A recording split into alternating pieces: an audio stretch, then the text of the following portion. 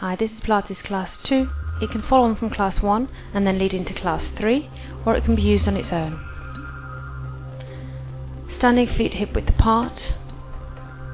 Find neutral spine. In-breath, relax the head, and exhale as you draw the navel in and slowly roll down through the spine. Just as fast as feels comfortable, take an in-breath, and as you exhale again, draw the navel in and slowly come back up to your own standing height. In-breath, exhale, rolling down. Relaxed in the head, the ankles, particularly the knee joints, so you're not taking this into your hamstrings.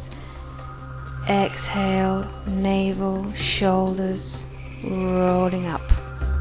Eyes at your own horizon. In-breath, exhale, head drops down, arms relaxed. Full, wide lateral in-breath.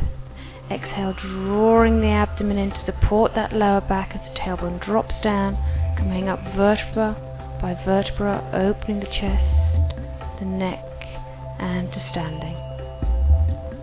Now this time as we roll down, take a nice full in-breath at the bottom, and as you exhale, walk your hands out to a box position, wrists below shoulders, navel drawn in, knees below the hips. You're going to do little press-ups. In-breath, exhale as you press the floor away. And check that your nose is going in front of your fingers. This is what I'm doing here, checking that I'm not toeing backwards, but nose is going in front. Exhale as I press away.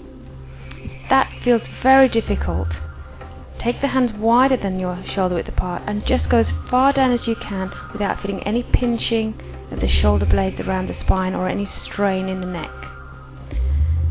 People who are stronger in the upper body, particularly men, you'll want to do a full plank press up.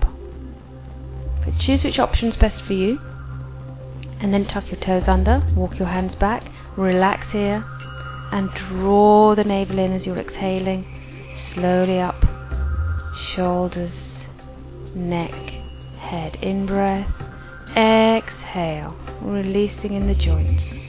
Take an in-breath. Exhale, walk the hands out, whichever of these positions is best for you. In-breath, exhale, pressing away, really making sure you're connected in that thumb and first finger. The shoulder blades are not rolling in towards one another. The elbows going back along the side of the torso, walking the hands back. Exhale, draw the navel in as you come to standing. So it's in-breath. Exhale, relax the head. Piece of wallpaper falling off the wall, lovely and relaxed. In-breath, exhale, walk the hands out. Breathing in as we lower. Exhale, pressing the floor away. Once, twice, 3 times, whichever feels the most challenging. And then this time, just going to relax back in child position or rest position. And I know many of you, your buttocks won't be touching your heels, or your head might be off the floor, so put a cushion underneath the buttocks or underneath the head, just so that you're allowing these 2 greatest weights of the body, the head and the pelvis, to relax, so the lower back, particularly the whole of the spine, can really relax. And breathing into the whole of the spine. When the front rib cage is compressed, you can really feel your breath going into the back of the body. And just connect with your breath again before we move on. And just gently to open the shoulders, interlink your fingers on the buttocks, and as you breathe in, you might just find you can float your hands off. It might be enough of a stretch just trying to touch the hands towards the back. So you breathe in, just lifting, rolling the shoulders will roll in, and gently lifting the hands, not locking on the elbow joints though, just nice and easy, and then really relax the shoulders. Big space, and breathe into that space between the shoulder blades. Hands underneath the shoulders, again, rolling slowly up. And we're going to come to a seated position. Same applies as before, we want you on your sits bones. So you might want to sit on a cushion, a block, Alternatively, you can roll up your mat, just so that your pelvis is really in good neutral alignment. A little anterior tilt, it helps when you raise the buttocks up that bit. And here we're sat in a diamond position, with the soles of the feet pressing towards one another, and the heels are in line with the pubic bone, so you've really got this lovely central line of the body. And we're breathing in as we rotate, and exhaling as we come back through center. Now you move the spine, the rib cage, the chest, the eyes as one piece. Just check I'm not moving, you're not moving the arms and not moving the head. So you move as one piece. In breath, soles of the feet pressing towards one another, and exhale as you come back. A little bit more challenging and work for the shoulders is to lengthen your arms out, keeping the hands in peripheral vision. In breath, and exhale, center draws you back. In breath, and exhale. Again, we can make this a little bit more challenging for the hamstrings now. And some of you want to keep sat up on the rolled up mat or on a block. And here I'm just showing that if you place a cushion or a little book on the soles of your feet, if you twist in your hips, that book or that cushion will fall over.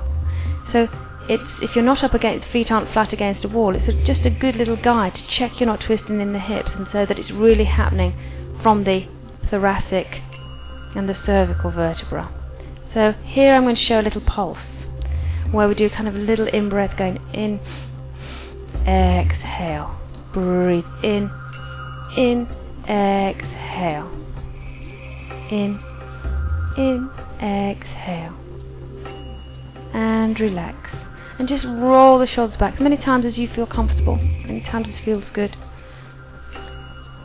And before we do another spinal rotation, you can have the feet back in diamond position. Remember the soles of the feet pressing towards one another, right in line with your pubic bone, in line with your navel, this whole center line of the body, or one leg crossed in front of the other.